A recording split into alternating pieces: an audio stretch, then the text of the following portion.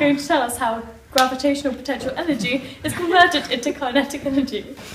As the water travels along the river above sea level, it has gravitational potential energy. As the water falls over the cliff, this energy is transferred to kinetic energy. Thank you. At point 1, there is gravitational potential energy and kinetic energy. At point 2, the gravitational potential energy changes into kinetic energy. At point 3, the energy is kinetic. Oh yeah. This is Dr. Charles Schofield, Professor of Falling Books. He is now going to explain how gravitational potential energy affects books. When an object is above the Earth's surface, it has gravitational potential energy.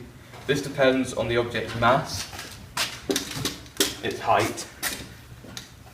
Yep, and that's it. Okay, so book A has the most gravitational potential energy because, as you can see, it's the biggest book and it's the furthest from the ground.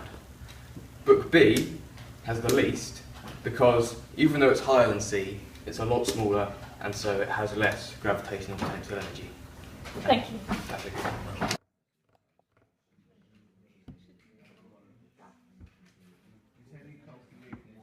I'm going to speak to Dr. Joshua Chalfin, Professor of Swinging Pirate Ship Rides. Thank you. Rides and roller coasters are also affected by gravitational potential energy. As the pirate ship falls, the gravitational potential energy is transferred into kinetic energy.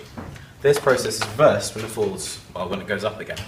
The kinetic energy of an object depends on its mass and speed.